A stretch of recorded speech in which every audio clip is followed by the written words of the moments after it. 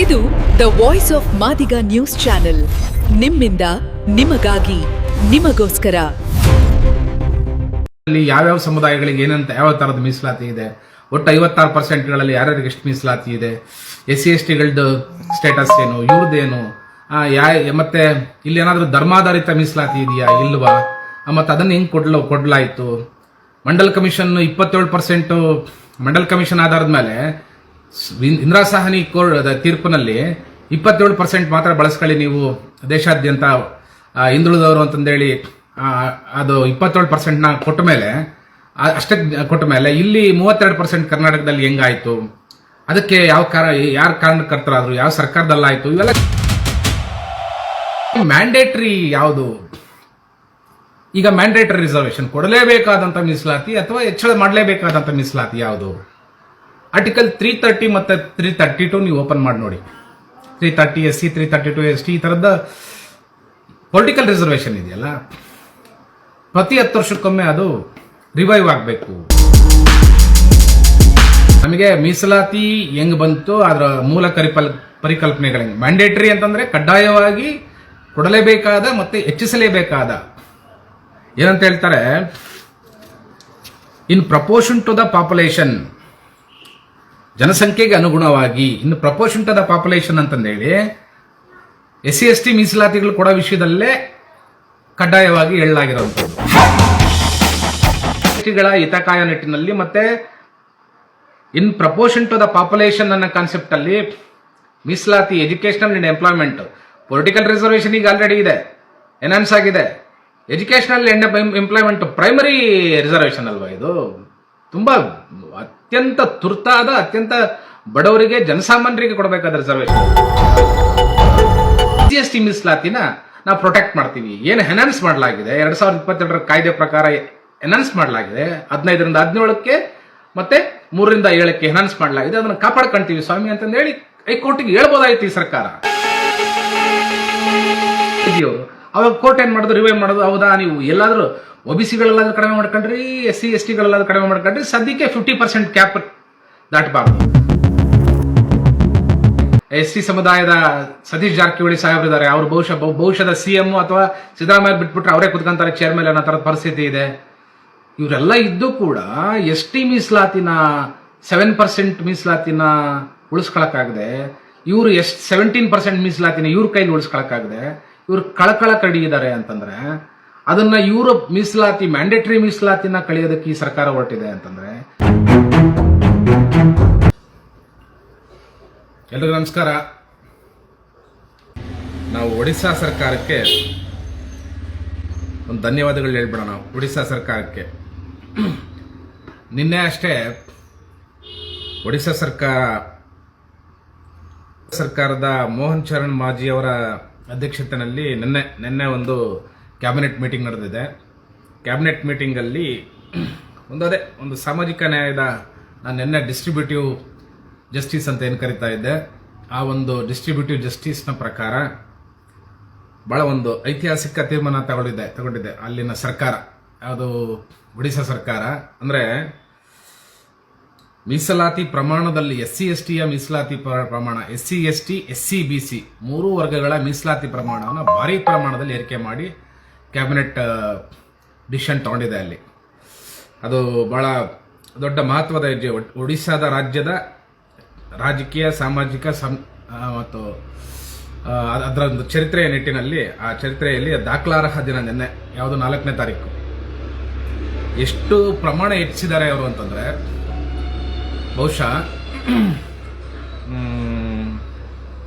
12% 22%ಗೆ ST ಮೀಸಲಾತಿನ ಹೆಚ್ಚಿದ್ದಾರೆ. ಅಂದ್ರೆ ಈ ಹಿಂದೆ 12% ಇದ್ದಿದ್ದು ಈಗ 22.5%ಗೆ ಹೆಚ್ಚಿದ್ದಾರೆ. SC% 8% ಇದ್ದಿದ್ದು 16.25ಗೆ ಹೆಚ್ಚಿದ್ದಾರೆ ಇಲ್ಲಿ ಒಡಿಶಾ ಸರ್ಕಾರದಲ್ಲಿ. ಅಂಡ್ SC/BCದು 0% ಇದ್ದಿದ್ದು 11.25%ಗೆ ಹೆಚ್ಚಿದ್ದಾರೆ. ಅಂದ್ರೆ ಇದು ವೈದ್ಯಕೀಯ, ಇಂಜಿನಿಯರಿಂಗ್ ಸೀಟ್ಗಳು, ಮತ್ತೆ ಯೂಶುವಲಿ ಕೆಳಗಡೆ ಬರ್ತಕ್ಕಂಥ ಏನು ಪ್ಯಾರಾಮೆಡಿಕಲ್ ಕೋರ್ಸಸ್ ಏನು ಬರ್ತವೆ, ಯಾವುದೇ ಟೆಕ್ನಿಕಲ್ ಇನ್ನೊಂದು ಮತ್ತೊಂದು, MC, MBA, nursing, pharmacy, allied health sciences, ಕೃಷಿ, ವೈದ್ಯಕೀಯ, ಪಶು ವೈದ್ಯಕೀಯ, ವಿಜ್ಞಾನ, ಆಯುರ್ವೇದ, ಹೋಮಿಯೋಪತಿ, ಒಟ್ಟು ರಾಜ್ಯದ ಎಲ್ಲ ಸರ್ಕಾರಿ ವಿಶ್ವವಿದ್ಯಾಲಯಗಳು, ಸಂಯೋಜಿತ ಕಾಲೇಜುಗಳು, ITI ಮತ್ತೆ ಪಾಲಿಟೆಕ್ನಿಕ್ ಸಂಸ್ಥೆಗಳು ಇವೆಲ್ಲವೂ ಕೂಡ ಒಳಗೊಳ್ತದೆ. ಎಲ್ಲವೂ ಕೂಡ ಎಜುಕೇಶನಲ್ ರೆಪ್ರೆಸೆಂಟೇಷನ್ನ ಹೆಚ್ಚಿಸಿ, ಅಂದರೆ ಮೀಸಲಾತಿ SC/ST ಪ್ರಮಾಣಗಳನ್ನು ಹೆಚ್ಚಿಸಿ ಒಡಿಶಾ ಸರ್ಕಾರ ಬಹುದೊಡ್ಡ ಹೆಜ್ಜೆಯನ್ನು ಇಟ್ಟಿದೆ. ನಮ್ಮಲ್ಲಿ 50% ಸೀಲಿಂಗ್, 50% ಕ್ಯಾಪ್ ಅಂತಂದೇಳಿ ನಮ್ಮ ರಾಜ್ಯದ ಹೈಕೋರ್ಟ್ ಅಲ್ಲಿ ವಾದಿ ಪ್ರತಿವಾದಗಳಿಂದ ನಡೀತಾ ಇದ್ದಾವೆ. ಮೀಸಲು ಪ್ರಮಾಣ ಹೆಚ್ಚಳದ ವಿಷಯ ತುಂಬಾ ಟೆಕ್ನಿಕಲ್ ಇಶ್ಯೂ ಆಗಿ ಈಗ ಒಳ ಮೀಸಲಾತಿ, ಈಗ ನಮ್ಮಲ್ಲಿ ಬಂದಿರತಕ್ಕಂಥ 2022ರ ಅಧಿನಿಯಮ ಏನಿದೆ ಅಥವಾ ಕಾಯ್ದೆ ಏನಿದೆ, ಆ ಕಾಯ್ದೆನ ಚಾಲೆಂಜ್ ಮಾಡೋ ನಿಟ್ಟಿನಲ್ಲಿ ಮಹೇಂದ್ರ ಕುಮಾರ್ ಮಿತ್ರ ವರ್ಸಸ್ ಸ್ಟೇಟ್ ಆಫ್ ಕರ್ನಾಟಕ ಅಂತ ಒಂದು ಹೊಸ ಕೇಸ್ ಏನು ಉದ್ಭವ ಆಯಿತು. ಆ ಕೇಸಿನ ವಿಚಾರಣೆ ನಡೆದು ಕಳೆದ ನವೆಂಬರ್ನಲ್ಲಿ ನೀವು ಸದ್ಯಕ್ಕೆ 50% ಕ್ರಾಸ್ ಆಗಿರೋದ್ರಿಂದ ಕರ್ನಾಟಕದಲ್ಲಿ, ಅಂದರೆ ಟೋಟಲ್ ಮೀಸಲಾತಿ ಪ್ರಮಾಣ ಅಂದರೆ ಇದುವರೆಗೂ 50% ಒಳಗಡೆ ಇತ್ತು. ಈಗ 32% OBC ಮೀಸಲಾತಿ ಇದೆ, ಮತ್ತೆ 24% SC ಮೀಸಲಾತಿ ಇದೆ, SC/ST ಮೀಸಲಾತಿ ಇದೆ. ಈ ಕಾರಣಕ್ಕೆ 56% ಆಗಿರೋದ್ರಿಂದ ಇಂದಿರಾ ಸಾಹ್ನಿ ಕೋರ್ಟ್ನ ಅಂದರೆ ವರ್ಡಿಕ್ಟ್ನ, ಅಂದರೆ 1992ರಲ್ಲಿ ಬಂದಂತ ಸುಪ್ರೀಂ ಕೋರ್ಟ್ನ 9 ಸದಸ್ಯ ನ್ಯಾಯಾಧೀಶರ ಬೆಂಚ್ ಏನು ಬಂದು ಮಂಡಲ್ ಕಮಿಷನ್ ಆಧಾರದ ಮೇಲೆ OBCಗಳಿಗೆ 27% ಮೀಸಲಾತಿ ನೀಡಬೇಕಾದ್ರೆ ನೀವು SC/ST 23% ಈಗಾಗಲೇ ಆಲ್ರೆಡಿ ದೇಶದಲ್ಲಿ ಅಸ್ತಿತ್ವದಲ್ಲಿದೆ, ಉಳಿದರೆ 27% ಬಳಸ್ಕೊಳ್ರಿ. 50% ಮೀಸಲಾತಿ ದಾಟಬಾರದು ಅಂತ ಒಂದು ಕ್ಯಾಪ್ನ ಹಾಕ್ತು ಅಥವಾ ಒಂದು ಸೀಲಿಂಗ್ನ ಹೊಡಿತು ಯಾವುದೋ ಇಂದಿರಾ ಸಾಹ್ನಿ ಪೀಠ. ಅದು ಇಲ್ಲಿವರೆಗೂ ಕೂಡ ಜಾರಿಯಲ್ಲಿದೆ. ಅದು ತುಂಬಾ ರಾಜ್ಯಗಳಲ್ಲಿ 50% ದಾಟು ಹೋಗಿದೆ ಒಟ್ಟು ಮೀಸಲಾತಿ. ತಮಿಳುನಾಡಿನಲ್ಲಿ 69% ಇದೆ, ಬಟ್ ಅದಕ್ಕೆ ಶೆಡ್ಯೂಲ್ ಅಂಡ್ ಪ್ರೊಟೆಕ್ಷನ್ ಇದೆ ಅಂತ ನಾವು ಮಾತಾಡ್ತೀವಿ. ಬಟ್ ಇಲ್ಲಿ ಕರ್ನಾಟಕದಲ್ಲಿ ಈಗ 56%ಗೆ ಮೀಸಲಾತಿ ಹೋಗಿರೋದ್ರಿಂದ ಕಳೆದ ನವೆಂಬರ್ನಲ್ಲಿ ನೀವು 6%ನ 56% ಅಲ್ಲಿ 6% ಹೋಲ್ಡ್ ಮಾಡಿ ನೀವು ನೇಮಕಾತಿಗಳು ಮಾಡ್ಕೋಬಹುದು, ಎಕ್ಸೀಡ್ ಮಾಡಂಗಿಲ್ಲ. ಮತ್ತೆ ಅಂತಿಮ ತೀರ್ಪಿಗೆ ಒಳಪಟ್ಟು ನೀವೇನಿದ್ರು ನೇಮಕಾತಿ ಪ್ರಕ್ರಿಯೆಗಳನ್ನ ಮುಂದುವರಿಸಿ ಅಂತ ಕೋರ್ಟ್ ಮೊನ್ನೆ ಹೇಳಿದೆ ಕಳೆದ ನವೆಂಬರ್ ಅಲ್ಲಿ. ಅದು ಕರ್ನಾಟಕ ಹೈಕೋರ್ಟ್. ಇದನ್ನೇ ನಮ್ಮ ರಾಜ್ಯ ಸರ್ಕಾರ ಮಿಸ್ಇಂಟರ್ಪ್ರಿಟ್ ಮಾಡಿ ಸ್ಟೇ ಕೊಟ್ಟಿದೆ, ಒಳ ಮೀಸಲಾತಿಗೆ ಸ್ಟೇ ಕೊಟ್ಟಿದೆ, ಇನ್ನೇನಕ್ಕೂ ಸ್ಟೇ ಕೊಟ್ಟಿದೆ. ನಮ್ಮ ಪ್ರಿಯಾಂಕಾ ಖರ್ಗೆ ಅವ್ರ ಪ್ರಕಾರ 6 ಕೇಸ್ ಇದೆ ಇದ್ರ ಮೇಲೆ. ಅಂದರೆ ರಾಂಗ್ ಇಂಟರ್ಪ್ರಿಟೇಷನ್ಸ್ಗಳು ಇವರೆಲ್ಲ ಏನಾಗ್ತಿದೆ, ಅಲ್ಲಿ ನಡೆಯೋದೇ ಒಂದು, ಇಲ್ಲಿ ನಡೆಯೋದೇ ಒಂದು ಆಗ್ತಾ ಇದೆ. ಸೊ ಆ ಕಾರಣಕ್ಕೆ ಚರ್ಚೆ ಮಾಡೋಣ.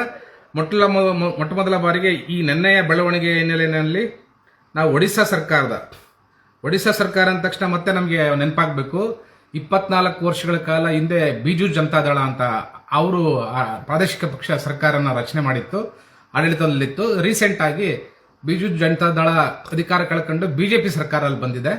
ಬಿಜೆಪಿ ಸರ್ಕಾರ ಬಂದ ಮೇಲೆ ಈ SC/ST ಮೀಸಲು ಪ್ರಮಾಣ ಹೆಚ್ಚಳದ ಅದು ಸಾಹಸ ಅಂತಿರೋ, ದುಸ್ಸಾಹಸ ಅಂತಿರೋ, ಒಟ್ಟಾರೆ ಒಂದು ದೊಡ್ಡ ಸಾಹಸವನ್ನು ಮಾಡಿದೆ ಒಡಿಶಾದಲ್ಲಿ. ಈ ಹಿಂದೆ ಕೂಡ 2022ರಲ್ಲಿ ಕಾಕತಾಳೀಯ ಅನ್ನೋ ರೀತಿಯಲ್ಲಿ ಮೀಸಲು ಪ್ರಮಾಣ ಹೆಚ್ಚಿದ್ದು SC/STಗಳದ್ದು ಬಿಜೆಪಿ ಸರ್ಕಾರನೇ. ಆ ಕಾರಣಕ್ಕೆ ಅದೇನೇ ಇರಲಿ, ಇರ್ರೆಸ್ಪೆಕ್ಟಿವ್ ಆಫ್ ಪಾರ್ಟಿ, ನಾವು ಒಡಿಶಾದ ಸರ್ಕಾರಕ್ಕೆ ಒಂದು ಧನ್ಯವಾದಗಳನ್ನ ಇಲ್ಲಿಂದನೇ ಹೇಳ್ಬಿಡೋಣ, ಥ್ಯಾಂಕ್ಸ್ ಹೇಳ್ಬಿಡೋಣ. ಈಗ 50% ಕ್ಯಾಪ್ ಚರ್ಚೆ ನಡೀತಾ ಇರೋ ಸಂದರ್ಭದಲ್ಲಿ ತುಂಬಾ ದೊಡ್ಡ ಐತಿಹಾಸಿಕ ಹೆಜ್ಜೆಯನ್ನು ಒಡಿಶಾ ಸರ್ಕಾರ ಇಟ್ಟಿದೆ. ಆರಂಭದಲ್ಲಿ ಅವರಿಗೆ ಒಂದು ಧನ್ಯವಾದಗಳನ್ನ ಹೇಳ್ಬಿಡೋಣ. ಈಗ ಟಾಪಿಕ್ಗೆ ಬರೋಣ. ನಮ್ಮಲ್ಲಿ ಮೀಸಲಾತಿ, ಒಳ ಮೀಸಲಾತಿ, ಹಿಂದುಳಿದವ್ರ ಮೀಸಲಾತಿ ಬಗ್ಗೆ ಗಂಭೀರವಾದ ಚರ್ಚೆಗಳು ನಡೆದರೂ ಕೂಡ ಅದು ಪಂಡಿತರ ವಲಯದಲ್ಲಿ, ಸರ್ಕಾರದ ಯಾವುದೋ ಒಂದಷ್ಟು ಅಧಿಕಾರಿಗಳ ಮಟ್ಟದಲ್ಲಿ ಅಥವಾ ಬುದ್ಧಿಜೀವಿಗಳ ವಲಯಗಳಲ್ಲಿ ಒಂದಷ್ಟು ಚರ್ಚೆಗಳಾಗಿರೋದು ಬಿಟ್ರೆ ಜನಸಾಮಾನ್ಯರ ಮಧ್ಯೆ ಬಂದು ಚರ್ಚೆಗಳು ಮಾಡುವಂಥ ಪ್ರಯತ್ನಗಳನ್ನ ಯೂಶಲಿ ಮಾಡಿಲ್ಲ. ಯಾಕೆಂದ್ರೆ ಗೊತ್ತು, ನೀವು ಯಾವುದೇ ನಾಡಿನ ಅಂದ್ರೆ ಬುದ್ಧಿಜೀವಿ ವರ್ಗ ಆಗಲಿ, ಪ್ರಗತಿಪರ ವರ್ಗ ಆಗಲಿ, ಬರಹಗಾರ ವರ್ಗ ಆಗಲಿ ತುಂಬಾ ಲಿಮಿಟೆಡ್ ಆಡಿಯನ್ಸ್ನ ಇಟ್ಕೊಂಡಿರ್ತದೆ. ಅಂದ್ರೆ ಏನೇ ಅವರು ಇಡೀ ದೇಶದ, ರಾಜ್ಯದ ಯಾವುದೇ ಇಶ್ಯೂಗಳನ್ನ ಬರೆದ್ರು ಕೂಡ ಅದು ರೀಚ್ ಔಟ್ ತುಂಬಾ ಕಡಿಮೆ ಇದೆ ನಮ್ಮ ಎಸ್ಪೆಷಲಿ ಕರ್ನಾಟಕದಲ್ಲಿ. ಈಗ ವಿಜುವಲ್ ಮೀಡಿಯಾಗಳು ಬಂದು, ಸೋಷಿಯಲ್ ಮೀಡಿಯಾ ಬಂದು, ಯೂಟ್ಯೂಬರ್ಸ್ ಎಲ್ಲ ಬಂದರೂ ಕೂಡ ಇವೆಲ್ಲ ಚರ್ಚೆ ಆಗ್ಬೇಕಾಯ್ತು. ಅದು ಯಾಕೆ ಆಗ್ತಾ ಇಲ್ಲ? ಬೇರೆ ಬೇರೆ ರಾಜ್ಯಗಳಲ್ಲಿ ಆಗ್ತಾ ಇದೆ, ಇಲ್ಲ ಆಗ್ತಾ ಇಲ್ಲ. ಅಟ್ಲೀಸ್ಟ್ ಈಗ ಲೈವ್ ಬರುವಂತ ಪ್ರಯತ್ನಗಳಾದ್ರೂ ಮಾಡಿ ಏನೇನಿದೆ ನಮ್ಮ ರಾಜ್ಯದಲ್ಲಿ ಯಾವ್ಯಾವ ಸಮುದಾಯಗಳಿಗೆ ಏನಂತ ಯಾವ ತರದ ಮೀಸಲಾತಿ ಇದೆ, ಒಟ್ಟು 56%ಗಳಲ್ಲಿ ಯಾರ್ಯಾರಿಗೆ ಎಷ್ಟು ಮೀಸಲಾತಿ ಇದೆ, SC/STಗಳದ್ದು ಸ್ಟೇಟಸ್ ಏನು, ಇವ್ರದ್ದೇನು, ಮತ್ತೆ ಇಲ್ಲಿ ಏನಾದರೂ ಧರ್ಮಾಧಾರಿತ ಮೀಸಲಾತಿ ಇದೆಯಾ ಇಲ್ವಾ, ಮತ್ತೆ ಅದನ್ನ ಹೆಂಗ್ ಕೊಡ್ಲಾಯ್ತು, ಮಂಡಲ್ ಕಮಿಷನ್ 27%, ಮಂಡಲ್ ಕಮಿಷನ್ ಆಧಾರದ ಮೇಲೆ ಇಂದಿರಾ ಸಾಹ್ನಿ ಕೋರ್ಟ್ ತೀರ್ಪಿನಲ್ಲಿ 27% ಮಾತ್ರ ಬಳಸ್ಕೊಳ್ಳಿ ನೀವು ದೇಶಾದ್ಯಂತ ಹಿಂದುಳಿದವರು ಅಂತಂದೇಳಿ ಅದು 27% ಕೊಟ್ಟ ಮೇಲೆ ಅಷ್ಟೇ ಕೊಟ್ಟ ಮೇಲೆ ಇಲ್ಲಿ 32% ಕರ್ನಾಟಕದಲ್ಲಿ ಹೆಂಗಾಯ್ತು, ಅದಕ್ಕೆ ಯಾರು ಕಾರಣಕರ್ತರಾದ್ರು, ಯಾವ ಸರ್ಕಾರದಲ್ಲಾಯ್ತು, ಇವೆಲ್ಲ ಚರ್ಚೆಗಳು ಆಗ್ಬೇಕಿತ್ತು. ಆಗಿಲ್ಲ. ಅಂದ್ರೆ ಇನ್ ದ ಸೆನ್ಸ್ ಸೋಷಿಯಲ್ ಮೀಡಿಯಾಗಳನ್ನ ನಾವು ಸರಿಯಾಗಿ ಬಳಸ್ಕೊಂಡಿಲ್ಲ. ಮೀಡಿಯಾಗಳು ಮೊದಲೇ ಈ ವಿಷಯಗಳಿಗೆ ಮೇನ್ ಸ್ಟ್ರೀಮ್ ಮೀಡಿಯಾಗಳು ತಲೆ ಕೆಡಿಸ್ಕೊಳಕ್ ಹೋಗಲ್ಲ. ಮೀಸಲಾತಿ, ಒಳ ಮೀಸಲಾತಿ ಎಲ್ರಿಗೂ ಇದೆ ಮೀಸಲಾತಿ. ಆದ್ರೆ ಮೀಸಲಾತಿ, ಒಳ ಮೀಸಲಾತಿ ಅಂತ ಬಂದಾಗ ಇದು ಹಾಟ್ ಟಾಪಿಕ್ಸ್ ಅಲ್ಲ, ಇದು TRPಗಳನ್ನ ತರಲ್ಲ, ಅಥವಾ ಬೇರೆ ತರದ್ದು social concern, socio political concern ಇಟ್ಕೊಂಡಿರೋರು ಈ ವಿಷಯಗಳನ್ನ ತುಂಬಾ ಸೀರಿಯಸ್ ಆಗಿ ಮಾತಾಡಬೇಕಾಗ್ತದೆ. ಆಗಿಲ್ಲ. ಅದು ಏನ್ ಮಾಡಕ್ಕಾಗಲ್ಲ, ಸಿಸ್ಟಮ್ ಹಂಗಿದೆ. ಮಾತಾಡೋಣ, ಸೀರಿಯಸ್ ಆಗಿ ಮಾತಾಡೋಣ, ಎಷ್ಟು ಜನಕ್ಕೆ ರೀಚ್ ಆಗುತ್ತೋ ಆಗಲಿ. ಈಗ ಮೂಲಭೂತವಾಗಿ SC/ST ಮೀಸಲಾತಿ ಹೆಚ್ಚಳದ ವಿಷಯದಲ್ಲಿ ಸರ್ಕಾರಗಳು ದಿಟ್ಟ ಹೆಜ್ಜೆಗಳನ್ನ ಹಿಂದೆ ಇಡಬೇಕಾಗಿತ್ತು. ಕರ್ನಾಟಕದ ಮಟ್ಟಿಗೆ 2022ರಲ್ಲಿ ಯಾಕೆ 22ರಲ್ಲಿ ಮೀಸಲಾತಿ ಪ್ರಮಾಣ ಹೆಚ್ಚಳ ಮಾಡಿ, ಅಂದ್ರೆ SCದು 15ರಿಂದ 17%ಗೆ, STದು 3ರಿಂದ 7%ಗೆ ಯಾಕೆ ಹೆಚ್ಚಳ ಮಾಡಲಾಯಿತು ಅಂದ್ರೆ 2015ರಲ್ಲಿ ವಾಲ್ಮೀಕಿ ಮಹಾಸಭಾದ ವಾಲ್ಮೀಕಿ ಅಂದ್ರೆ ST ಸಮುದಾಯದ ಸಂಘಟನೆಗಳ ವತಿಯಿಂದ ಒಂದು ಹೈಕೋರ್ಟ್ ಅಲ್ಲಿ ರಿಟ್ ಪಿಟಿಷನ್ ಫೈಲ್ ಆಗ್ತದೆ. ಅಂದ್ರೆ ಇನ್ ದ ಸೆನ್ಸ್ ಫಸ್ಟ್ ಮೊದಲ ಕೇಸ್ 2015ರಲ್ಲಿ ದಾಖಲಾಗುತ್ತೆ. ಅದರದ್ದು ಚರ್ಚೆ ನಡೆದು ಅದರದ್ದು ಒತ್ತಾಸೆ ಆಗಿ BJP ಸರ್ಕಾರ ಏನ್ ಮಾಡ್ತದೆ, 2020ರಲ್ಲಿ ಬಂದಂತ BJP ಸರ್ಕಾರ ಏನ್ ಮಾಡ್ತದೆ, ಒಂದು ಏಕಸದಸ್ಯ ಕಮಿಷನ್, ನಾಗಮೋಹನ್ ದಾಸ್ ಕಮಿಷನ್ ಮಾಡಿ ಅವ್ರ ಕಡೆಯಿಂದ ಶಿಫಾರಸು ತಗೊಂಡು ಮೀಸಲಾತಿ ಹೆಚ್ಚಳದ ಪ್ರಮಾಣದ ವಿಷಯದಲ್ಲಿ ದಿಟ್ಟ ನಿರ್ಧಾರ ತಗೊಂಡು 2022ರಲ್ಲಿ ಒಂದು ಕಾಯ್ದೆ ಮಾಡ್ತದೆ, ಮಸೂದೆ ಮಾಡಿ ನಾವು ಮೀಸಲಾತಿ ಹೆಚ್ಚಳ ಮಾಡಿದೀವಿ ಅಂತಂದೇಳಿ ಬಿಡ್ತತೆ. ಅದಾದ್ಮೇಲೆ ಶೆಡ್ಯೂಲ್ 9ಗೆ ಹಾಕ್ಬೇಕಿತ್ತು. ಮತ್ತೊಂದೊಂದು ವಾದಗಳು ಬರ್ತವೆ. ಅದು ಒಂದು ಹಂತಕ್ಕೆ ಸರಿ ಅಂದ್ರೂ ಕೂಡ ಇನ್ನೊಂದು ರಾಜಕೀಯ ವಾದಗಳಾಗಿ ಉಳಿದಿದ್ದಾವೆ. ಮತ್ತೆ ಶೆಡ್ಯೂಲ್ 9ಗೆ ಹಾಕ್ಲೇಬೇಕಾ SC/STದು ಮೀಸಲಾತಿ ಪ್ರಮಾಣ ಹೆಚ್ಚಳವಾದಾಗ ಅನ್ನೋ ಪ್ರಶ್ನೆ ಉದ್ಭವಿಸಿದಾಗ SC/ST ಮೀಸಲಾತಿ ಅಂತದ್ದು, OBCಗಳ ಮೀಸಲಾತಿ ಅಂತದ್ದು ಅನ್ನೋದಕ್ಕೊಂದು ಕ್ಲಾರಿಟಿ ಬೇಕಾಗ್ತದೆ ನಮಗೆ. ನಾನೀಗ ಒಂಚೂರು ಕ್ಲಿಯರ್ ಮಾಡ್ಬಿಡ್ತೀನಿ. SC/ST ಮೀಸಲಾತಿ 1950ರ ಮೀಸಲಾತಿ ಕಾಯ್ದೆ ಪ್ರಕಾರ ಮೂಲ ಸಂವಿಧಾನದಲ್ಲೇ ಪ್ರದತ್ತವಾದಂತ ಸಂವಿಧಾನ ಮೀಸಲಾತಿ ವ್ಯವಸ್ಥೆ. ಅದು ಅಂದ್ರೆ ಕಾನ್ಸ್ಟಿಟ್ಯೂಷನಲಿ ಪ್ರೊವಿಷನಲ್ ಅಂತ, ಕಾನ್ಸ್ಟಿಟ್ಯೂಷನಲಿ ಪ್ರೊವೈಡೆಡ್ ಅಂತ. OBC ಮೀಸಲಾತಿ ಹೆಂಗೆ ಅಂದ್ರೆ ಅದು ಕೂಡ ಕಾನ್ಸ್ಟಿಟ್ಯೂಷನಲಿ ಪ್ರೊವೈಡೆಡ್, ಅಂದ್ರೆ ಸಂವಿಧಾನದಲ್ಲಿ ಅಡಕವಾಗಿರ್ತಕ್ಕಂಥ ಪರಿಚ್ಛೇದಗಳ ಮೂಲಕವೇ ಅದು ಕೊಡಮಾಡಲಾದ್ರೂ ಕೂಡ ಅದಕ್ಕೆ ಸಪರೇಟ್ ಹೋರಾಟಗಳನ್ನ, ಹಿಂದುಳಿದವರು ಹೋರಾಟಗಳನ್ನ ಕಟ್ಟಬೇಕಾಗಿ ಬಂತು. ಆ ಹೋರಾಟಗಳ ಫಲವಾಗಿ ಅನೇಕ ಕಮಿಷನ್ಗಳು ಮಾಡಲಾಯಿತು. ಅಂತಿಮವಾಗಿ ಮಂಡಲ್ ಕಮಿಷನ್ ರಿಪೋರ್ಟ್ ಸಬ್ಮಿಷನ್ ಆಯಿತು. ಅದನ್ನ 89ರಲ್ಲಿ VP ಸಿಂಗ್ ಅವರು ಓಪನ್ ಮಾಡಿದ್ರು. ಅದೆಲ್ಲ ದೊಡ್ಡ ಇನ್ನೂ ಕಥೆಗಳು ರಾದ್ದಾಂತಗಳಾಗಿ ಅದನ್ನ ಇಂಪ್ಲಿಮೆಂಟೇಷನ್ಗೆ ಬಿಡದಂಗೆ ಅದು ಕೋರ್ಟ್ ಮೆಟ್ಲು ಹೋಯ್ತು. ಅಂದ್ರೆ ಇಂದಿರಾ ಸಾಹ್ನಿ ಅಂತಕ್ಕಂಥ ಅಡ್ವೊಕೇಟ್ ಅದನ್ನ ಕೋರ್ಟಿಗೆ ತಗೊಂಡೋದ್ರ ಆ ಇಶ್ಯೂನ. ಅವಾಗ ಅದು ಇಂದಿರಾ ಸಾಹ್ನಿ ಪ್ರಕರಣ ಅಂತಾನೆ ಫೇಮಸ್ ಆಗಿ 9 ಜನರ ಸದಸ್ಯ ನ್ಯಾಯಾಧೀಶರ ಪೀಠ ಅದನ್ನ ತನ್ನ ಟೇಬಲ್ ಮುಂದೆ ಇಶ್ಯೂಸ್ನ ಫ್ರೇಮ್ ಮಾಡಿ ಆ ಹಿಂದುಳಿದವರ ಮೀಸಲಾತಿ ವಿಷಯದಲ್ಲಿ ಏನೇನಿದೆ, ಯಾವ ತರ ಎಲ್ಲ ತುಂಬಾ ಸುದೀರ್ಘವಾದ ವಿಚಾರಣೆ ನಡೆಸಿ 16 ಕ್ಲಾಸ್ 4 ನಾನು ಹಿಂದೆ ಎಲ್ಲ ಹೇಳಿದ ಪ್ರಕಾರ 15 ಕ್ಲಾಸ್ 4 ಇವನ್ನೆಲ್ಲವೂ ಪರಿಗಣಿಸಿ ಕ್ಯಾಸ್ಟು ಕ್ಲಾಸು ಎರಡೂ ಒಂದೇ ಈ ದೇಶದಲ್ಲಿ. ಸೊ ಇವೆಲ್ಲ ಕಾರಣಕ್ಕೋಸ್ಕರ ನಾವು ಹಿಂದುಳಿದವ್ರಿಗೆ ಮೀಸಲಾತಿ ಕೊಡೋದು ಸಂವಿಧಾನಬದ್ಧವಾದ ವಿಚಾರ.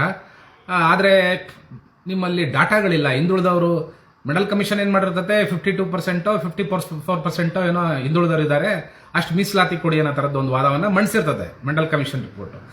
54, 52 ಅಥವಾ 53% ನಾವು ಬರೀ ಹಿಂದುಳಿದರಿಗೆ ಕೊಡಿ ಅಂತ ಹೇಳಕ್ಕಾಗಲ್ಲ. ಯಾಕಂದ್ರೆ ನಿಮ್ಮ ಹತ್ರ ಡಾಟಾ ಇಲ್ಲ, ಅಂದ್ರೆ ಕಾಸ್ಟ್ ಸೆನ್ಸಸ್ ಇಲ್ಲ, ಎಂಪಿರಿಕಲ್ ಡಾಟಾ ಇಲ್ಲ. SC/STಗಳದಾದ್ರೆ ರೆಗ್ಯುಲರ್ ಆಗಿ ಪಾಪ್ಯುಲೇಷನ್ ಎವ್ರಿ 10 years ಒಂದ್ಸರಿ ಜನರಲ್ ಸೆನ್ಸಸ್ ಅಲ್ಲೇ SC/ST ದಾಖಲಾಗ್ಬಿಡ್ತತೆ.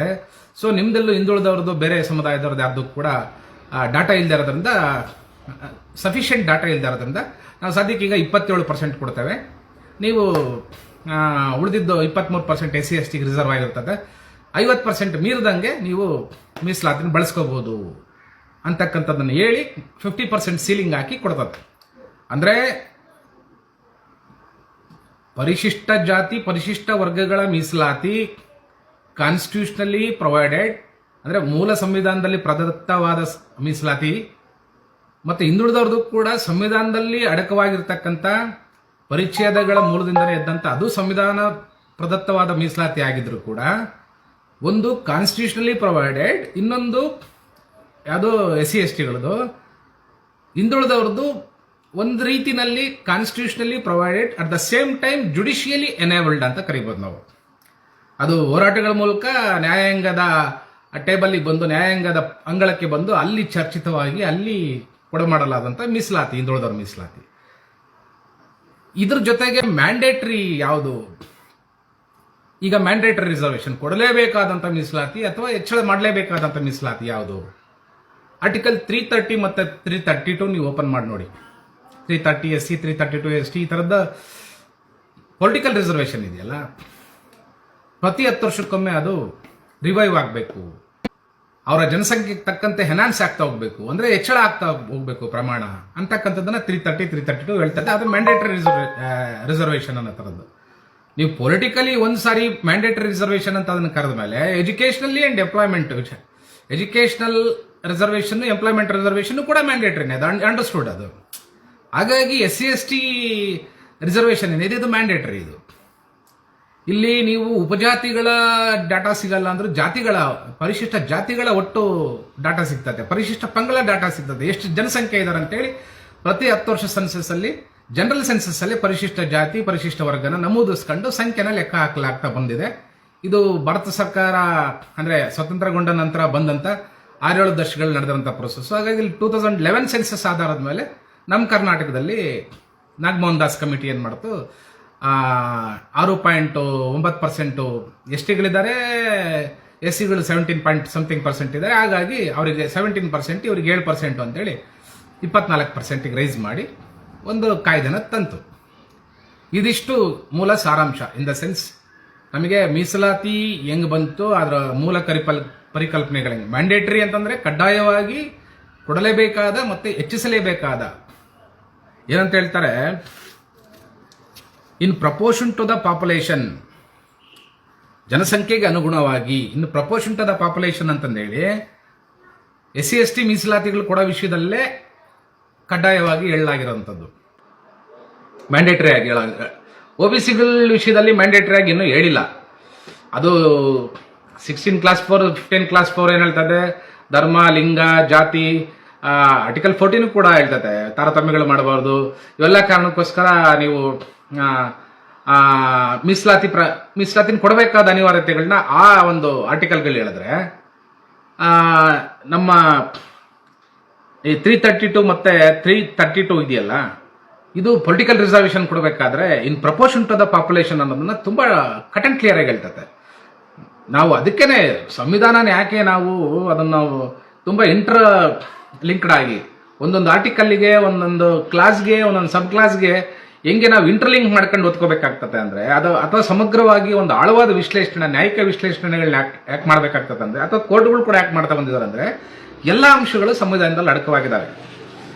ಮತ್ತೆ ತಿದ್ದುಪಡಿ ಮೂಲಕ ಕೂಡ ಯಾವುದು ತರಬಹುದು, ಅದು ಕೂಡ ಸಂವಿಧಾನ ಪ್ರದತ್ತವಾದ ಮೀಸಲಾತಿ ಅಂತ ಹೇಳಲಾಗ್ತದೆ.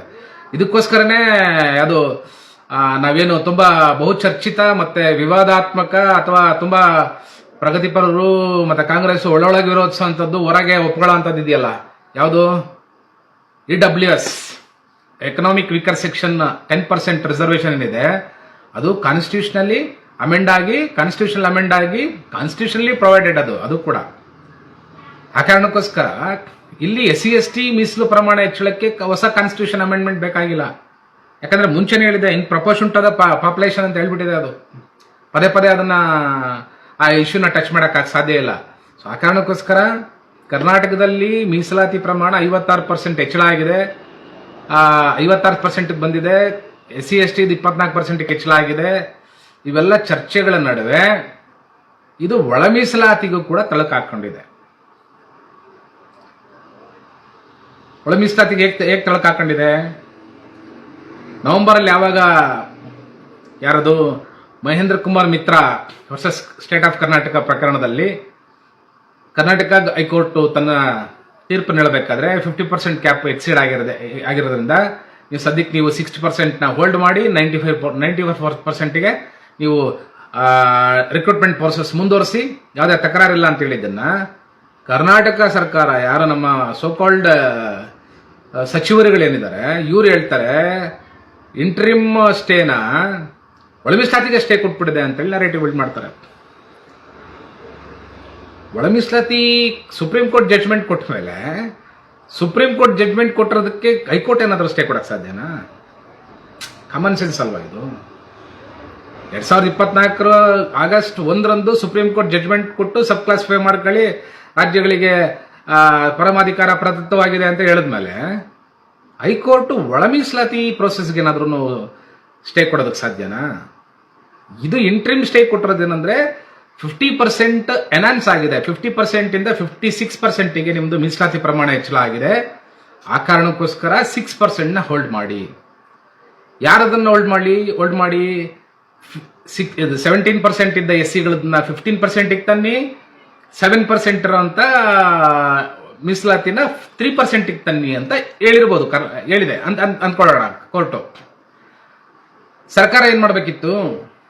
ಸರ್ಕಾರದ ಎಜಿಗಳು, ಅಡ್ವೊಕೇಟ್ ಜನರಲ್ಗಳು ಏನ್ ಮಾಡಬೇಕಿತ್ತು? ತಾವೇ 22ರಲ್ಲಿ, ಅದು ಕರ್ನಾಟಕ ಸರ್ಕಾರನೇ, ಬಿಜೆಪಿ ಆಗಿರ್ಬೋದು ಕಾಂಗ್ರೆಸ್ ಆಗಿರ್ಬೋದು, ಅದು ತಂದಂತ ಮಸೂದೆ ಅಂದ್ರೆ SC/STಗಳ ಹಿತಕಾಯ ನಿಟ್ಟಿನಲ್ಲಿ ಮತ್ತೆ ಇನ್ ಪ್ರಪೋರ್ಷನ್ ಟು ದ ಪಾಪ್ಯುಲೇಷನ್ ಅನ್ನೋ ಕಾನ್ಸೆಪ್ಟ್ ಅಲ್ಲಿ ಮೀಸಲಾತಿ, educational and employment, political reservation ಈಗ ಆಲ್ರೆಡಿ ಇದೆ, ಎನ್ಹಾನ್ಸ್ ಆಗಿದೆ. Educational and employment primary reservation ಅಲ್ವಾ ಇದು? ತುಂಬಾ ಅತ್ಯಂತ ತುರ್ತಾದ, ಅತ್ಯಂತ ಬಡವರಿಗೆ, ಜನಸಾಮಾನ್ಯರಿಗೆ ಕೊಡಬೇಕಾದ ರಿಸರ್ವೇಶನ್ ಅಲ್ವಾ? ಪೊಲಿಟಿಕಲ್ ರಿಸರ್ವೇಶನ್ ಆದ್ರೆ ಯಾರು ಉಳ್ಳವರು ರೆಪ್ರೆಸೆಂಟ್ ಮಾಡುವಂತ ಇದು. ಅದಕ್ಕೆ ಬೇಕಾದ್ರೆ ಒಂದಷ್ಟು ತಡ ಆದ್ರೂ ಇದು ಈ ಕಾಲದ ತುರ್ತು, ಎಜುಕೇಶನ್ ಅಂಡ್ ಎಂಪ್ಲಾಯ್ಮೆಂಟ್ ರಿಸರ್ವೇಶನ್. ಆ ಕಾರಣಕ್ಕೆ ನಾಗಮಂದ ಸಮಿತಿ ಅಂದ್ರೆ ಈ ಮೊನ್ನೆ SC ಪರಿಶಿಷ್ಟ ಜಾತಿಗಳು ಸಂಬಂಧ ಮಾಡಿದ್ದಲ್ಲ, ಅದಕ್ಕೆ ಹಿಂದೆ ಮಾಡದಂತ ಒಂದು ಆಯೋಗನ ಹೆಡ್ ಮಾಡಿದ್ದು ಕೂಡ ನಾಗಮಂದಾಸ್ ಅವರನ್ನೇ. ಮೀಸಲಾತಿ ಪ್ರಮಾಣ ಹೆಚ್ಚಳ ಮಾಡಿ ಕೊಟ್ಟಾಗ ಆ ಒಂದು ಅಧಿನಿಯಮದ ಪ್ರಕಾರ ಅಥವಾ ಆ ಒಂದು ಮಸೂದೆ ಪ್ರಕಾರ 2022ರ ಮಸೂದೆ ಪ್ರಕಾರ 50% ಕ್ಯಾಪ್ ಎಕ್ಸೀಡ್ ಆಯ್ತು, ಒಪ್ಕೊಳ್ಳೋಣ. Court Mahendra Mitra versus state of Karnataka ಪ್ರಕರಣನ ಕೈಗೆತ್ಕೊಂಡು ಮೊನ್ನೆ ನವೆಂಬರ್ ಅಲ್ಲಿ ನೀವು 6% ಹೋಲ್ಡ್ ಮಾಡಿ ಅಂದಾಗ ಕರ್ನಾಟಕ ಸರ್ಕಾರ ಏನು ಹೇಳಬೇಕಿತ್ತು? ಅಥವಾ ಅದಕ್ಕೆ ಮುಂಚೆ ಏನು ದಾಖಲೆಗಳನ್ನ ಒದಗಿಸ್ಬೇಕಿತ್ತು ಕೋರ್ಟ್ಗೆ? ಸ್ವಾಮಿ, ನಾವಿಲ್ಲಿ ಕರ್ನಾಟಕದಲ್ಲಿ ಈ ಹಿಂದೆ ಬರೀ 18% ಅಷ್ಟೇ ಮೀಸಲು ಪ್ರಮಾಣ ಇತ್ತು, ಯಾರ್ದು SC/STಗಳದ್ದು. ಆ ಕಾರಣಕ್ಕೆ ನಾವೇನ್ ಮಾಡ್ಬಿಟ್ಟು 32%, ಉಳಿದ 32%, 50ರಲ್ಲಿ 32% ನಾವು ಹಿಂದುಳಿದವರು ಬಳಸ್ಕೊಂಡ್ಬಿಟ್ಟಿದೀವಿ. ಹಿಂದುಳಿದವರ ಹೆಸರಿನಲ್ಲಿ ಧಾರ್ಮಿಕ ಅಂದ್ರೆ ಧರ್ಮಾಧಾರಿತ ಮೀಸಲಾತಿಗಳನ್ನ ಕೊಟ್ಬಿಟ್ಟಿದೀವಿ. ನಾವಿಲ್ಲಿ ಎನ್ಕ್ರೋಚ್ ಮಾಡಿರೋದು ಮೀಸಲಾತಿನ ಎನ್ಕ್ರೋಚ್ ಅಥವಾ ಮೀಸಲಾತಿನ ಎನ್ಹಾನ್ಸ್ ಮಾಡ್ಕೊಂಡ್ರು OBCಗಳ ಲೆಕ್ಕದಲ್ಲಿ ಎಲ್ಲರೂ ಮಾಡ್ಕೊಂಡಿದೀವಿ. SC/STಗಳದ್ದು ಇನ್ ಪ್ರಪೋರ್ಷನ್ ಟು ದ ಪಾಪ್ಯುಲೇಷನ್ ಅನ್ನೋದು ಆಗಿಲ್ಲ. ಅದು 2011 ಸೆನ್ಸಸ್ ಪ್ರಕಾರ ನಾವು ಬೇಗ ಮಾಡ್ಬೇಕಿತ್ತು ಇದನ್ನ. ಈಗ ನಾವು ಅದು ಮ್ಯಾಂಡೇಟರಿ ರಿಸರ್ವೇಶನ್ ತರ ಆಗಿರೋದು, ಅಂದ್ರೆ ಅದು ಮ್ಯಾಂಡೇಟರಿ ರಿಸರ್ವೇಶನ್ ಅಂತ ಎಲ್ಲ ಸರ್ಕಾರಗಳು ಅಂದ್ಕೊಳ್ಬೇಕಾಗಿರೋದ್ರಿಂದ ಅವರ ಪ್ರಮಾಣನ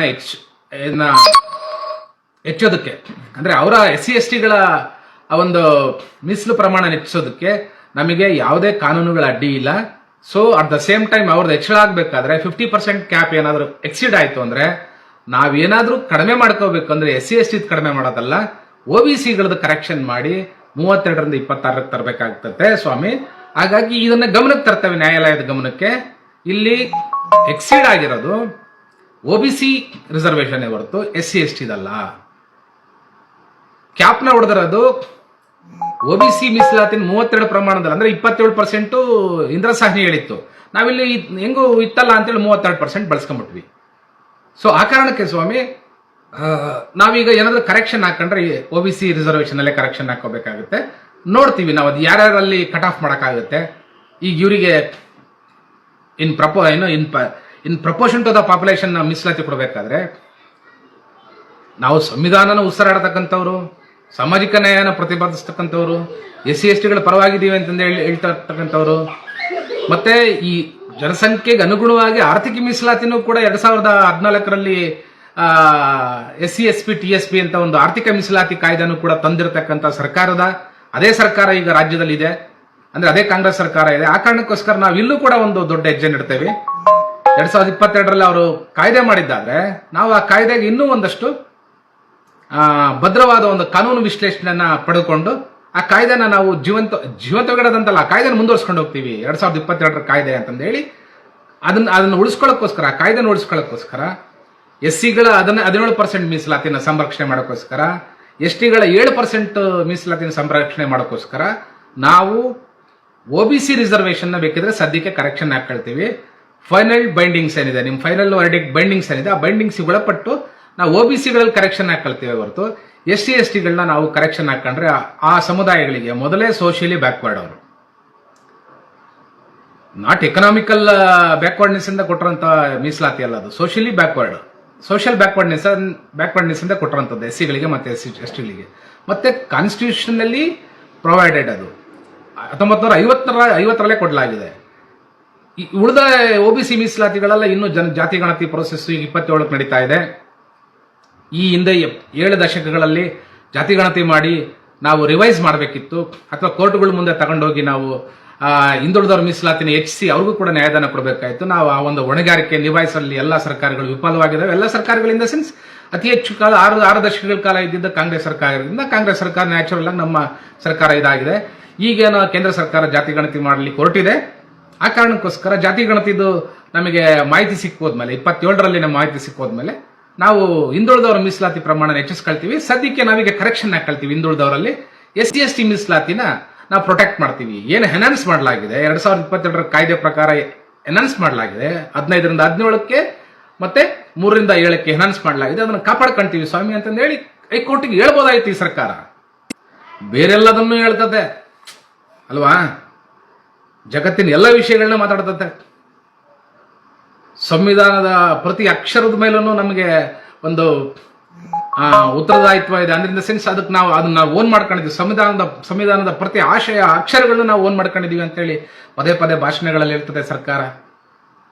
SC/ST ಮೀಸಲಾತಿನ ನೀವು ಆ ಮ್ಯಾಂಡೇಟರಿ ಮೀಸಲಾತಿನ ಆ ಕಾನ್ಸ್ಟಿಟ್ಯೂಷನಲಿ ಪ್ರೊವೈಡೆಡ್ ಮೀಸಲಾತಿನ ಕರೆಕ್ಷನ್ ಹಾಕಿ ಅದರ ಮೀಸಲಾತಿ ಪ್ರಮಾಣ ಕಡಿಮೆ ಮಾಡಕ್ ಹೊರಟು ನೀವು 32% OBC ಮೀಸಲಾತಿನ ಸಂರಕ್ಷಣೆ ಮಾಡ್ಕೊಂತೀರಿ ಅಂದ್ರೆ ಅಲ್ಲೂ ಕೂಡ ಏನಿದೆ ನಾನು ಹೇಳ್ಬಿಡ್ತೀನಿ. ಅಂದ್ರೆ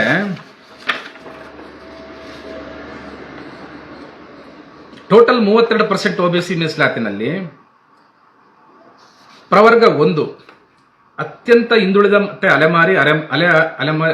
ಅರೆ ಅಲೆಮಾರಿ ಸಮುದಾಯಗಳು, ಉದಾಹರಣೆಗೆ ಗೊಲ್ಲರು, ಉಪ್ಪಾರರು, ಬೆಸ್ತ, ಅಂಬಿಗ, ಕಾಡುಕುರುಬ ಇತ್ಯಾದಿಯವರಿಗೆ ಒಂದು 95 ಜಾತಿಗಳಿಗೆ ಒಂದು 4% ಕೊಟ್ಟಿದ್ದಾರೆ. ಅದು OBC ಮೀಸಲಾತಿ 32% ಮೀಸಲಾತಿನಲ್ಲಿ. ಅಗೇನ್ ಪ್ರವರ್ಗ 2A 15% ಬರುತ್ತೆ. ಪ್ರವರ್ಗ 2A, ಪ್ರವರ್ಗ 1 4%. ಯಾರ್ಯಾರು ಗೊಲ್ಲರು, ಉಪ್ಪಾರು, ಬೆಸ್ತು, ಅಂಬಿಗ, ಕಾಡುಕುರುಬ ಇತ್ಯಾದಿ ಇನ್ನೊಂದು 95 ಜಾತಿಗಳು, ಸಣ್ಣ ಜಾತಿಗಳು ಬರ್ತವೆ.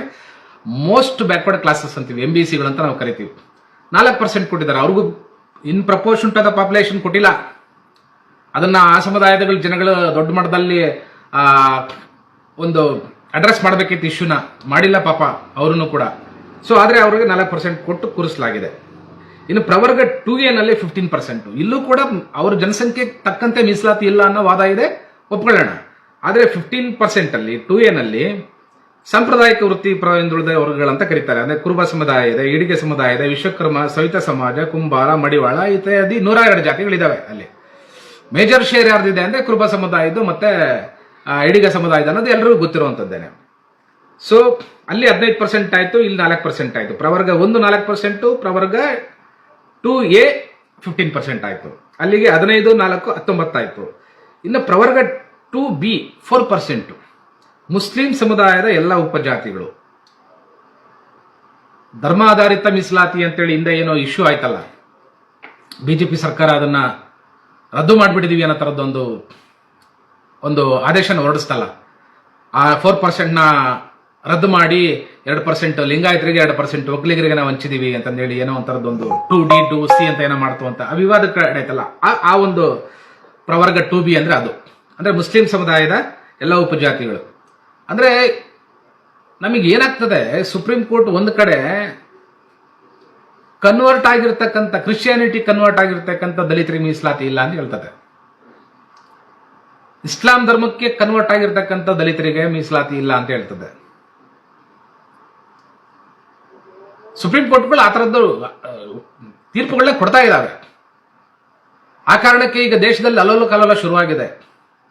ಅರೆ OBCಗಳೆಲ್ಲ ಯಾವ ಧರ್ಮದಲ್ಲಿದ್ರು ಯಾವ ಇದರಲ್ಲಿದ್ರು ಕೂಡ ಅವರಿಗೆ OBC ಸ್ಟೇಟಸ್ ಸಿಗ್ತಾ ಇದೆ. ಕ್ರಿಶ್ಚಿಯಾನಿಟಿಲಿದ್ರು ಸ್ಟೇಟಸ್ ಸಿಗ್ತಾ ಇದೆ ಅವರಿಗೆ, ಇಸ್ಲಾಂ ಧರ್ಮದಲ್ಲಿದ್ರು ಸ್ಟೇಟಸ್ ಸಿಗ್ತಾ ಇದೆ. ಉದಾಹರಣೆ ಪಸ್ಮಂಡಗಳಿಗೆ ಪಶ್ಚಿಮ ಬಂಗಾಳದಲ್ಲಿದೆ, ಕೇರಳಗಳಲ್ಲಿದೆ, ಮತ್ತೆ ಎಲ್ಲ ಮುಸ್ಲಿಮರಿಗೆ ಕೇರಳದಲ್ಲಿ 12% ಅರೌಂಡ್ ಇದೆ, ತಮಿಳುನಾಡಿನಲ್ಲಿದೆ OBC ಮೀಸಲಾತಿ, OBC ಸ್ಟೇಟಸ್ ಇದೆ, ಕರ್ನಾಟಕದಲ್ಲಿ OBC ಸ್ಟೇಟಸ್ ಇದೆ ಮುಸ್ಲಿಮರಿಗೆ, ಪಶ್ಚಿಮ ಬಂಗಾಳದಲ್ಲಿದೆ, ಅನೇಕ ರಾಜ್ಯಗಳಲ್ಲಿ ಮುಸ್ಲಿಂ ಸಮುದಾಯಕ್ಕೆ OBC ಸ್ಟೇಟಸ್ ಇದೆ. ಅಂದ್ರೆ ಧರ್ಮಾಧಾರಿತ ಅಂದ್ರೆ ಅವರು ಅದೇ ಧರ್ಮದವರ ಆಗಿದ್ರು ಕೂಡ ಮೀಸಲಾತಿ OBC ಮೀಸಲಾತಿ ಮಾಡಲಾಗುತ್ತೆ. ಅಂದ್ರೆ ಬೇರೆ ಧರ್ಮದವರ ಆಗಿದ್ರು ಕೂಡ, ಅದು ಕ್ರಿಶ್ಚಿಯನ್ ಆಗಿರ್ಲಿ ಅಥವಾ ಮುಸ್ಲಿಂ ಧರ್ಮದಲ್ಲಿರ್ಲಿ, ಅವರಿಗೆ ಮೀಸಲಾತಿನ OBC ಮೀಸಲಾತಿ ಕೊಡಲಾಗ್ತದೆ. SCಗಳಿಗೆ ಮಾತ್ರ ನೀವು ಯಾವ ಧರ್ಮಕ್ಕೂ ಹೋಗಂಗಿಲ್ಲ. ಬೌದ್ಧರಿಗೆ, ಸಿಖ್ರಿಗೆ, ಹಿಂದೂಗಳಿಗೆ ಎಕ್ಸೆಪ್ಷನ್ ಬಿಟ್ರೆ ಕ್ರಿಶ್ಚಿಯನ್ ಮತ್ತೆ ಮುಸ್ಲಿಂ ಧರ್ಮದಲ್ಲಿ ಹೋಗಿರ್ತಕ್ಕಂಥ SCಗಳಿಗೆ ನಿಮಗೆ ಮೀಸಲಾತಿ ಇಲ್ಲ ಅಂತಕ್ಕಂಥದ್ದನ್ನ ಪದೇ ಪದೇ ಕೋರ್ಟ್ಗಳು ಹೇಳ್ತಾ ಇದಾವೆ. ಇನ್ನೂ ವರ್ಡಿಕ್ಟ್ಗಳು ಬಾಕಿ ಇದಾವೆ, ಅಂದ್ರೆ ಇನ್ನೂ ತೀರ್ಪುಗಳು ಬರೋವಿದಾವೆ. ಬಟ್ ಬಹುಚರ್ಚಿತ ವಿಷಯಗಳು ಅಂದ್ರೆ ಅತ್ಯಂತ ಶೋಷಿತರು ಯಾವ್ದಾದ್ರು ಒಂದು ಧರ್ಮದ ಲಿಂಕ್ಸ್ ಏನ ಇಟ್ಕೊಂಡ್ರು ಅಂತಂದ್ರೆ ನಿಮಗೆ ಮೀಸಲಾತಿ ಇಲ್ಲ. ಆದ್ರೆ ಅದೇ ಧರ್ಮದವರಿಗೆ, ಮುಸ್ಲಿಮರಿಗೆ ಮೀಸಲಾತಿನ OBC ಮೀಸಲಾತಿ ಕೊಡಲಾಗುತ್ತೆ. ಇದು ಕಾಂಟ್ರಡಿಕ್ಷನ್ ಇದೆ ನೋಡ್ರಿ. ಕರ್ನಾಟಕದಲ್ಲಿ ಈ ತರದ್ದು ನಾನು ಕೊಟ್ಟಿರೋದಕ್ಕೆ ಆಕ್ಷೇಪ ವ್ಯಕ್ತಪಡಿಸ್ತಾ ಇಲ್ಲ ಅಥವಾ ಕೊಡಬೇಡ್ರಿ ಅಂತ ಹೇಳ್ತಾ ಇಲ್ಲ. ಇಲ್ಲಿದೆ ವಾಸ್ತವ. ನೀವು SCಗಳ ಸ್ಟೇಟಸ್ ಅನ್ನ ಸುಪ್ರೀಂ ಕೋರ್ಟು, ನೀವು ಬೇರೆ ಧರ್ಮದಲ್ಲಿದ್ದರೆ, ಮುಸ್ಲಿಂ ಅಥವಾ ಕ್ರಿಶ್ಚಿಯನ್ ಧರ್ಮದಲ್ಲಿದ್ದರೆ ನಾವು ಆ SC ಸ್ಟೇಟಸ್ನ ಅಂದ್ರೆ ಶೆಡ್ಯೂಲ್ಡ್ ಕಾಸ್ಟ್ ಅಂತ ನಿಮ್ಮನ್ನು ಒಪ್ಕೊಳ್ಳಲ್ಲ, ನೀವು OBC ಬರ್ಬೇಕಾಗುತ್ತೆ, ಇನ್ನೇನ ಬರ್ಬೇಕಾಗತ್ತೆ ಅಂತ ಸುಪ್ರೀಂ ಕೋರ್ಟ್ ಹೇಳಿದಾಗ, ಇಲ್ಲಿ ನೋಡಿದ್ರೆ ಅದೇ ಮುಸ್ಲಿಮರು OBC ವರ್ಗಗಳಾಗಿ ಕೂತಿದ್ದಾರೆ. ತುಂಬಾ ದೊಡ್ಡ ಪ್ರಮಾಣದಲ್ಲಿ ಕೇರಳದಲ್ಲಿ ತಗೊಂಡಿದ್ದಾರೆ, ಮತ್ತೆ ಬೇರೆ ಬೇರೆ ಇವನ್ ಬಿಹಾರದಲ್ಲಿದೆ. ಪಸ್ಮಂಡಗಳು ವಿಶೇಷವಾಗಿ ಇನ್ನೂ ಕೇಳ್ರಿ, ಬರೀ ಇಲ್ಲಿ 4% ಮುಸ್ಲಿಮರಿಗೆ ಕೊಟ್ಟಿರೋದು ಅಂತ ಅಂದ್ಕೊಂಡಿದೀವಿ. ಪ್ರವರ್ಗ 1ರಲ್ಲೂ ಬರ್ತಾರೆ, ಮತ್ತೆ 2A ನಲ್ಲೂ ಬರ್ತಾರೆ ಅಂತಕ್ಕಂಥದ್ದು ಕೂಡ ಮಾಹಿತಿ ಇದೆ. ಮುಸ್ಲಿಂ ಉಪಜಾತಿಗಳು ಏನು ಪಸ್ಮಂಡಗಳು. ಹಂಗಾಗಿ ಮೂರು ಗ್ರೂಪ್ಗಳಲ್ಲಿ ಆ ಒಂದು ಧರ್ಮದ ನಂಟಿರ್ತಕ್ಕಂಥವ್ರಿಗೆ OBC ಮೀಸಲಾತಿ ಸಿಗ್ತಾ ಇದೆ. ಬಟ್ SCಗಳಿಗೆಲ್ಲ, STಗಳಿಗಿಲ್ಲ. SCಗಳು ಹೋದ್ರೆ ನಿಮಗೆ ಸ್ಟೇಟಸ್ ಇಲ್ಲ ಅಂದ್ರೆ STಗಳು ಕೂಡ ಏನಾರ ಕನ್ವರ್ಷನ್ ಈ ತರದೆಲ್ಲ ಆಯ್ತು ಅಂದ್ರೆ ಅವಕಾಶ ಇಲ್ಲ ಅಂತ. ಅಂದ್ರೆ ಧರ್ಮಾಧಾರಿತ ಮೀಸಲಾತಿನ ಎಲ್ಲ ಸುಪ್ರೀಂ ಕೋರ್ಟು SCಗಳ ವಿಷಯದಲ್ಲಿ ಅಲ್ಲಗಳಿತಾ ಇದೆ, OBCಗಳ ವಿಷಯದಲ್ಲಿ ಇನ್ನೂ ಏನು ಮಾತಾಡ್ತಾ ಇಲ್ಲ. ಸೊ ಈ ಪ್ಯಾರಾಡಾಕ್ಸ್ಗಳು, ಈ ಒಂದು ಕಾಂಟ್ರಡಿಕ್ಷನ್ಗಳ ನಡುವೆ ಪ್ರವರ್ಗ 2B 4% ಆಯ್ತಾ, ಪ್ರವರ್ಗ 3A ನಲ್ಲಿ 4% ಪ್ರಮುಖ ಕೃಷಿಗಳಾದ ಹಿಂದುಳಿದ ಒಕ್ಕಲಿಗ, ಬಂಟ, ಬಲಿಜ, ರೆಡ್ಡಿ ಇತ್ಯಾದಿ. ಪ್ರವರ್ಗ 3B ನಲ್ಲಿ 5% ಹಿಂದುಳಿದ ವರ್ಗಗಳು, ವೀರಶೈವ ಲಿಂಗಾಯತರು, ಉಪಜಾತಿಗಳು, ಜೈನರು, ದಿಗಂಬರು, ಮರಾಠರು ಎಲ್ಲರೂ ಕೂಡ ಬರ್ತಾರೆ. ಒಟ್ಟು 32% OBC ಮೀಸಲಾತಿ ಇಲ್ಲಿದೆ. ಇಂದ್ರಸಾಯಿ ತೀರ್ಪು ಕೊಟ್ಟಿದ್ದೇನನ್ನ 27% ನೀವು ಬಳಸ್ಕೊಳ್ಳಿ ಅಂತ. ಆ ಕಾಲಕ್ಕೆ 92 ಇಸ್ವಿನಲ್ಲೇ 27% ಬಳಸ್ಕೊಳ್ಳಿ, 23 ಈಗ ಆಲ್ರೆಡಿ ದೇಶದಲ್ಲಿ SC STಗಳಿದ್ದಾರೆ. ಬದಲಾದ ಕಾಲಘಟ್ಟಕ್ಕೆ SC ST ಜನಸಂಖ್ಯೆ ಜಾಸ್ತಿ ಆಗಿದೆ. ಕರ್ನಾಟಕದಲ್ಲಿ 18 ಇದ್ದಿದ್ದು 24 ಆಗಿದೆ. ಮತ್ತೆ ಏನ್ ಮಾಡಬೇಕು? ಮ್ಯಾಂಡೇಟರಿ ರಿಸರ್ವೇಶನ್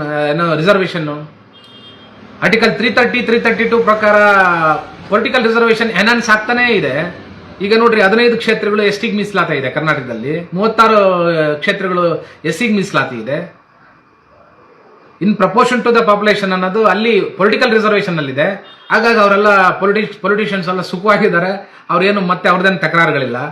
ಜನಸಾಮಾನ್ಯರ ಅಳಲಿದೆಯಲ್ಲ, ಕೂಲಿ ಮಾಡ್ಕೊಂಡು ತಿನ್ನೋರು ಇದಾರಲ್ಲ, ಅವ್ರ ಮಕ್ಕಳ ಭವಿಷ್ಯ ರೂಪಿಸಬೇಕಾದ ತುರ್ತಿರೋರು ಇದಾರಲ್ಲ, ಬಡವರು ಇದಾರಲ್ಲ, ಅಸಹಾಯಕರು ಇದಾರಲ್ಲ, ಅವ್ರ ಮಕ್ಕಳಿಗೆ ಎಜುಕೇಶನಲ್ ಅಂಡ್ ಎಂಪ್ಲಾಯ್ಮೆಂಟ್ ರಿಸರ್ವೇಶನ್ ಪಾಲಿಸಿನ ಅದನ್ನ ಎನ್ಹಾನ್ಸ್ ಮಾಡಿ ತರಬೇಕು, ರಿಎಸ್ಟಾಬ್ಲಿಷ್ ಮಾಡ್ತಾನೆ ಹೋಗ್ತಾ ಇರಬೇಕು ಪ್ರತಿ 10 ವರ್ಷಕ್ಕೊಮ್ಮೆ ಅನ್ನೋ ವಿವೇಕ ಸರ್ಕಾರಗಳಿಗಿರ್ಬೇಕಲ್ವಾ.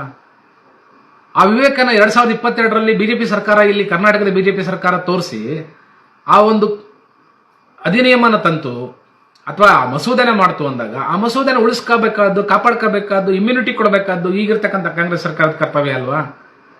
ಕೋರ್ಟಲ್ಲಿ ಏನಾದರೂ ಕೋರ್ಟು ಈ ತರ ತೀರ್ಪುಗಳು ಕೊಟ್ಟಾಗ ಇಲ್ಲ ಇಲ್ಲ ಇಲ್ಲ ಇಲ್ಲ ನೀವು ಇದನ್ನ ನೀವು ಹೇಳಿರೋ ಪ್ರಕಾರನೇ ಕಾನ್ಸ್ಟಿಟ್ಯೂಷನಲಿ ಪ್ರೊವೈಡೆಡ್, ಜುಡಿಷಿಯಲಿ ಎನೇಬಲ್ಡ್ ಅಲ್ಲ,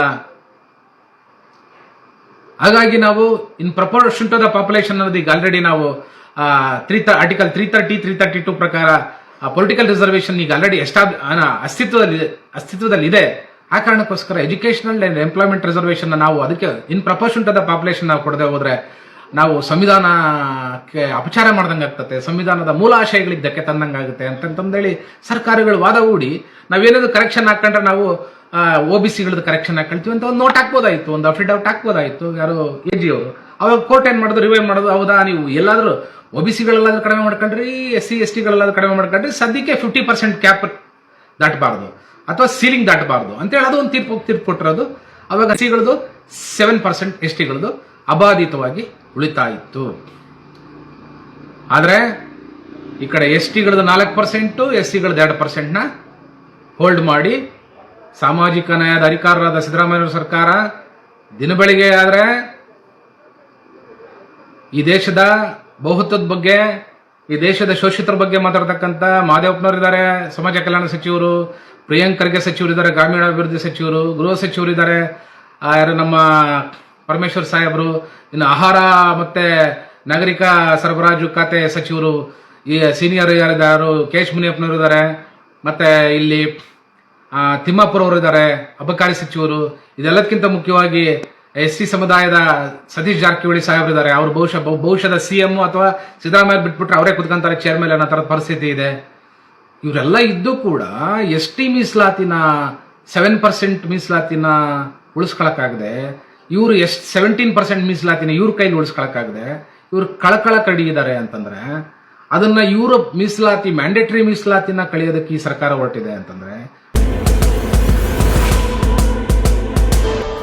ದ ವಾಯ್ಸ್ ಆಫ್ ಮಾದಿಗ, ನಿಮ್ಮಿಂದ ನಿಮಗಾಗಿ, ಸತ್ಯದ ಪರವಾಗಿ, ಸಮಾನತೆಯ ಹಾದಿಯಲ್ಲಿ.